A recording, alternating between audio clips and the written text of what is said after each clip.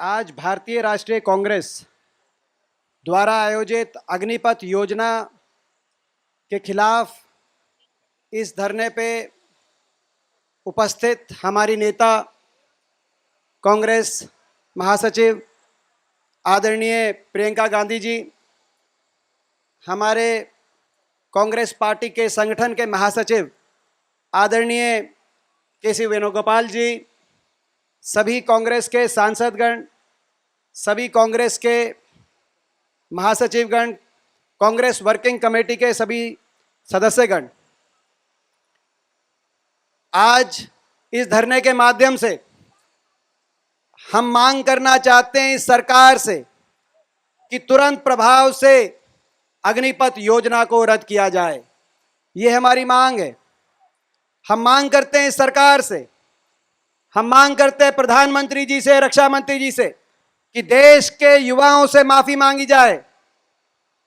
जिस प्रकार से 3 साल से भर्ती नहीं हुई और बेरोजगारों की फौज खड़ी हो गई देश में, हर घर में एक नौजवान, आज इस स्थिति के लिए कोई जिम्मेदार है तो प्रधानमंत्री जिम्मेदार हैं, इस स्थिति के लिए कोई जिम्मेदार है तो रक्षा मंत्री जी जिम्मेदार हैं, और सरकार को माफी मांगनी चाहिए देश के करोड़ों युवाओं से 3 साल से भर्ती ना होने के लिए भी। और अग्निपथ जैसी योजना जो पूर्णतः देश की सुरक्षा व्यवस्था के लिए घातक साबित भी हो सकती है, देश के युवाओं के भविष्य के लिए भी घातक साबित हो सकती है, और राष्ट्र हित में भी जो घातक साबित हो सकती है, ऐसी योजनाएं लेके आए। इसके लिए केवल वापसी से काम नहीं चलेगा। हम मांग करते हैं कि ये वापसी के साथ साथ माफी मांगे। इस धरने पे मैं विशेष तौर से धन्यवाद देना चाहता हूं कि आज ऐसी परिस्थिति में पूरी कांग्रेस पार्टी एकजुटता के साथ इस धरने में बैठी है। देश के युवा में रोष है। आज ये समझना हमें पड़ेगा कि देश के युवा में के दिल के अंदर क्यों रोष आया है। लेकिन मैं धन्यवाद करता हूं पूरी कांग्रेस पार्टी के सभी शीर्ष नेतृत्व का कि जैसे ही ये योजना आई, आज सारे कांग्रेस के सांसद, सीडब्ल्यूसी मेंबर यहां पे एकत्रित हुए। और विशेष तौर पे मैं धन्यवाद करना चाहता हूं प्रियंका गांधी जी का। हम सब जानते हैं और हम सबको चिंता है किस तरीके से कांग्रेस अध्यक्ष श्रीमती सोनिया गांधी जी आज अस्पताल में हैं। हम जानते हैं किस तरीके से केंद्रीय जांच एजेंसियां आपके परिवार और कांग्रेस पार्टी के ऊपर निशाना, आप केंद्रीय जांच एजेंसियों का निशाना आपके परिवार के ऊपर और कांग्रेस पार्टी के ऊपर है। एक तरफ सोनिया जी अस्पताल में हो, दूसरी तरफ केंद्रीय जांच एजेंसियों के आप निशाने पे हो, और फिर भी आप यहां पे आए देश के युवाओं के साथ खड़े होकर, देश की युवाओं की लड़ाई लड़ने के लिए आप आए। मैं सभी कांग्रेस के शीर्ष नेतृत्व के साथ विशेष तौर पर प्रियंका गांधी जी का बहुत बहुत धन्यवाद करना चाहता हूं। हम क्यों मांग कर रहे हैं कि ये वापस हो? क्योंकि हमारा मानना ये योजना ना तो राष्ट्र सुरक्षा हित में, ना राष्ट्र हित में है, और ना ही देश के युवाओं के भविष्य के हित में है। जो देश चारों तरफ से दुश्मनों से घिरा हो, चीन और पाकिस्तान सरीखे दुश्मनों से, क्या जरूरत थी इस योजना की? और जिस देश की फौज की साख दुनिया में हो, मैं पूछना चाहता हूं प्रधानमंत्री जी से, आज दुनिया के अंदर अगर सबसे बेहतरीन फौज मानी गई है, दुनिया के अंदर अगर एक फौज का नाम है, शान है, पहचान है, तो हिंदुस्तान की फौज। उसमें क्या कमी आपको मिली? आपने क्या सोचा कि योजना लेके आप आए? 4 साल आपने कहा कि भाई 4 साल में छुट्टी कर देंगे। मैं बताना चाहता हूं इनको फौज की जानकारी नहीं। मैं हरियाणा प्रदेश से आता हूं। आज देश का हर 10वां सैनिक हरियाणा से है। कोई परिवार ऐसा नहीं हरियाणा में जहां जिसने बलिदान ना दिया हो, जिस परिवार से देश की फौज में कोई ना हो। मैं इनकी जानकारी में लाना चाहता हूं। ये योजना केवल देश सुरक्षा के हित में ही नहीं, ये उन नौजवानों की भावना का भी अपमान है। जो नौजवान सुबह उठता है 3 और 4 बजे, मिडिल क्लास का नौजवान, गरीब का नौजवान, किसान का नौजवान, गांव का नौजवान जहां अच्छे स्कूल नहीं है, इंग्लिश मीडियम, वो सपना देखता है सुरक्षित रोजगार का सपना देखता है, देश के समर्पित भाव से देश के लिए कुछ करने का सपना देखता है। और उसके पास एक रास्ता मिलता है, एक रास्ता दिखता है कि फौज में जाऊंगा, फौजी बनूंगा। अग्निवीर बनने का सपना नहीं देखता, फौजी बनने का सपना देखता है। सुबह उठता है 3 और 4 बजे, ग्राउंड में जाता है, प्रैक्टिस करता है, शारीरिक रूप से अपने आप को तैयार करता है, क्योंकि क्षमता की कमी नहीं है हमारे गांव में, क्षमता की कमी नहीं है उस मिडिल क्लास में, उस किसान गरीब के बच्चे में। वो तैयारी करता है। आज आपने उसकी भावना का भी अपमान किया है, बहुत बड़ा अपमान। आज आपने उसके भविष्य को असुरक्षित कैसे किया, मैं बताता हूं। पहला साल ट्रेनिंग में जाता है, किसी भी आप फौजी से पूछो, दूसरे तीसरे साल में वो अपनी रेजिमेंट के अंदर मिश्रित होता है, टैक्टिकल ट्रेनिंग बोलते हैं, रेजिमेंट के हिसाब से टैक्टिकल मिशंस में मेरा जाता है। तीसरे साल के बाद किसी भी फौजी से आप पूछो, संपूर्ण सैनिक, संपूर्ण फौजी देश को मिलता है। और यहां क्या होगा, तीसरे साल के बाद चौथा साल, चौथे साल में वह सोचेगा आगे क्या करूंगा। आप लोगों ने प्रेस के साथी मौजूद हैं, मैं आपसे कहना चाहता हूं, आपने भी जर्नलिज्म किया होगा, ग्रेजुएशन करी होगी, किसने इंजीनियरिंग करी होगी, 3 और 4 साल का आपने भी ग्रेजुएशन का कोई कोर्स किया होगा।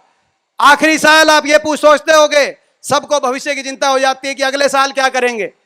3 साल में जब वो फौजी तैयार होगा, उसके बाद चौथे साल वो अपनी भविष्य को लेकर सुरक्षित महसूस करेगा। मैं कहना चाहता हूं प्रधानमंत्री जी से, जिस देश का सैनिक अपने भविष्य को लेकर असुरक्षित हो, उस देश की सुरक्षा के लिए वो किस मनोबल से अपनी आहुति देगा, ये आपने सोचने की आवश्यकता थी। मैं ये भी बताना चाहता हूं, उसका भविष्य कैसे चौपट कर दिया आपने। 12वीं के बाद ले लोगे आप उसको, 12वीं के बाद बच्चे कॉलेज में जाते हैं, कोई ग्रेजुएशन करता है, कोई इंजीनियरिंग करता है, कोई आप लोगों की तरह जर्नलिज्म करता है। आपने 4 साल फौज में रख दिया, जो पढ़ाई के साल थे ना वो पूरा फौजी बन पाया, अग्निवीर पे छोड़ दिया, ना ही उसने कोई और स्ट्रीम पकड़ी। उसका भविष्य आज चौपट करने की ये योजना लेके आए और कह रहे हैं कि इजराइल में होता है। मैं सुन रहा था इनके भाषण, इजराइल में होता है। जब किसान कानून लेके आए थे तब कहते थे अमेरिका से लेके आए हैं, अमेरिका में ऐसे किसान कानून हैं। तब भी हमने एक बात कही थी इनको कि बीजेपी वालों, आप हिंदुस्तान की संस्कृति को नहीं मानते, हमारे संस्कारों को नहीं मानते, जिन मूल्यों पे इस देश की स्थापना हुई, जिन आदर्शों पे देश का स्वतंत्रता संग्राम लड़ा गया, आप उनको नहीं समझते, आप देश को नहीं समझते। आपको आप बाहर के बड़े बड़े तजुर्बे लेके आते हो देश में, जैसे नकलची बंदर कोई अमेरिका से ले आए, कोई इजराइल से ले आए। मैं बताना चाहता हूं, 3 कृषि कानून भी इसीलिए फेल हुए कि अमेरिका के अंदर कॉर्पोरेटाइजेशन हो सकती है, लेकिन जिस देश की 50 और 60% आबादी कृषि पर आधारित हो, वहां कॉर्पोरेटाइजेशन नहीं हो सकती। और ऐसे इजराइल का जो उदाहरण दे रहे हैं, इजराइल एक ऐसा देश है जिस देश में 100% रोजगार है, एडवांस्ड इकोनॉमी है, जिस देश में कोई पहली प्रेफरेंस से आर्मी में जाना ही नहीं चाहता, अनिवार्य रूप से 4 साल की सर्विस करनी पड़ी। यह हिंदुस्तान की परिस्थिति अलग है।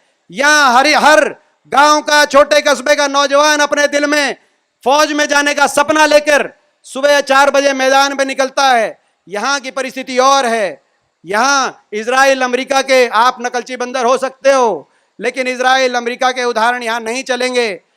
राजनीति आप करनी है करो, भाजपा वालों, हर चीज पे करो राजनीति, लेकिन देश की सुरक्षा, फौज और राष्ट्र हित में राजनीति नहीं, राष्ट्रनीति चलेगी। राजनीति मायने सर्वसम्मति से, क्योंकि ये देश की फौज सबकी फौज है। ये देश की फौज किसी पार्टी की फौज नहीं है। इस देश की फौज में सभी विचारधाराओं के लोग हैं, सभी राजनीतिक विचारधाराओं के लोग हैं, सभी धर्म के लोग हैं, सभी जाति के लोग हैं, सभी भाषा के लोग हैं, सभी भूषा के लोग हैं। सब मिलकर देश के लिए कुर्बानी देते हैं।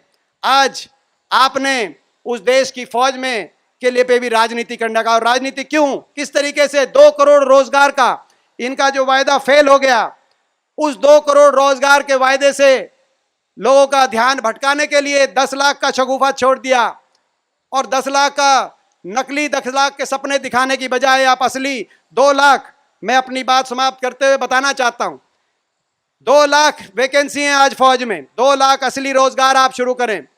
मैंने प्रश्न पूछा था संसद में, जिसके जवाब में रक्षा मंत्री जी ने कहा था 28 मार्च इसी साल को, तब ये मुद्दा पूरे देश में आया।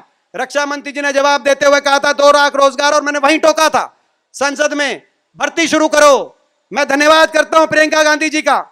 देश में अगर सबसे पहले भर्ती शुरू हो, ये अगर किसी ने चिट्ठी लिखकर और इस बात का आवाज उठाने का काम किया, जब 3 साल से देश का युवा अपने सपनों को टूटते देख के चिंतित था, उस समय प्रियंका गांधी जी ने चिट्ठी लिखी, उन्होंने अनुरोध किया, बार बार हमने इनको चेताया भर्ती शुरू करो, लेकिन इन्होंने हमारी ना मानी। और अभी भी मैं एक चेतावनी देके अपनी बात समाप्त करता हूं।